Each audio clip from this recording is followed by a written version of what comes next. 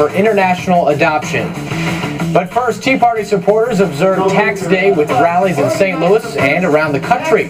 We'll visit with the leaders of the St. Louis Tea Party movement about the future of the movement. Extra Edition is next. This is Extra Edition from News 4 and the Post-Dispatch.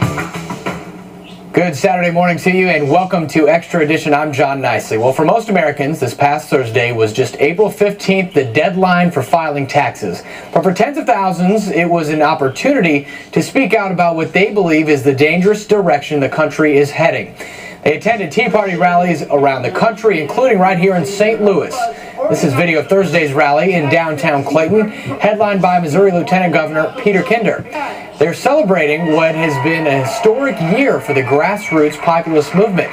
But as is often the case with popular uprisings, there are questions about what the future holds. Joining us this morning to share their thoughts are two of the leading members of the St. Louis Tea Party, Gina Loudon and Adam Sharp. Good morning. Hello, nice to be here. All right, a year ago, you guys were just getting started. Adam, you were saying your blog hadn't even kicked off yet, and here you are a year later. Yeah, a year later, we're just as strong as ever. I was just a regular guy last year, as I am still, on April 15th. I went down to Keener Plaza last year where we had like 10,000 people, April 15th last year, and heard Dana Lash speak and people like Dr. Loudon here speaking, and it really inspired me to the point where I started a website and a blog and grabbed a video camera and decided to get out there and hold our elected officials' feet to the fire in regards to the Constitution. Dr. Loudon, a year later, are you happy with where the movement is and with regards especially to this past week and Thursday's event?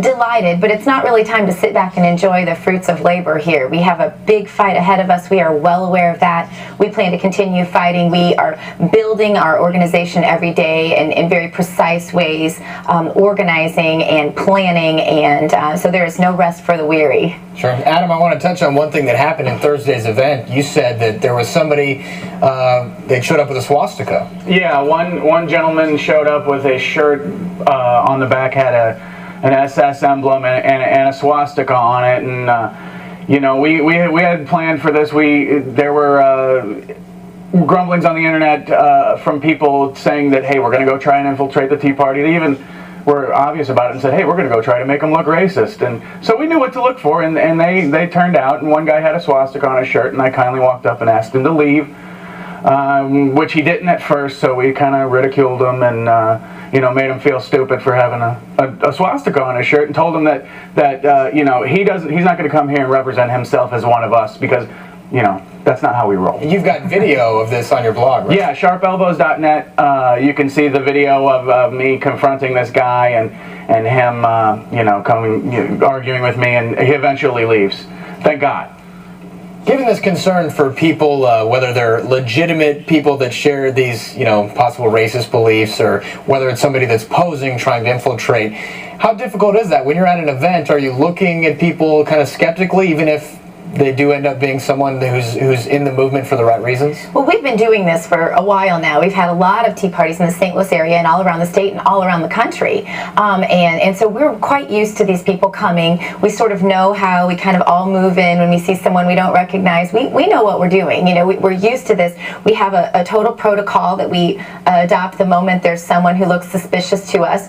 You know, as in yesterday, there were police lining the whole thing. We get lots of security. We want lots of security.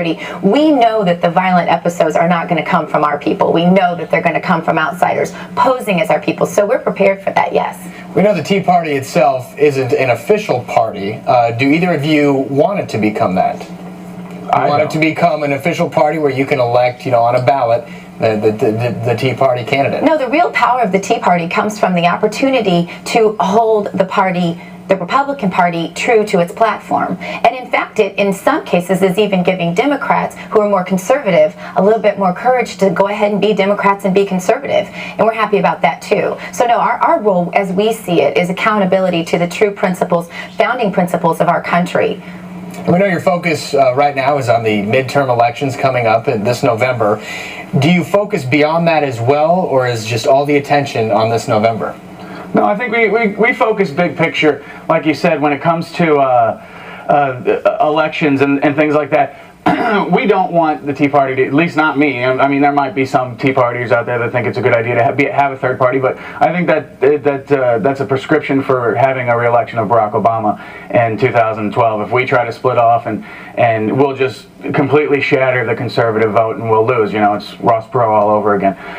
But yeah, big picture, we want to be kind of not making a third party, but maybe I don't know if infiltrating is the right word, infiltrating the GOP with conservative candidates, taking the GOP back with conservative candidates, not big government spenders and not rhinos, conservative candidates in the GOP. Third party is a prescription for disaster. And let me also say this, one thing about opposition people at our Tea Parties, we welcome opposition to the Tea Parties. If somebody is there, we even spoke about this beforehand, if somebody is there that has a sign that's at odds with our beliefs at the Tea Party, as long as it's not racist or inappropriate and they're not causing problems, I welcome these people in, because we want people to come in and maybe listen and maybe they'll hear something that changes their mind.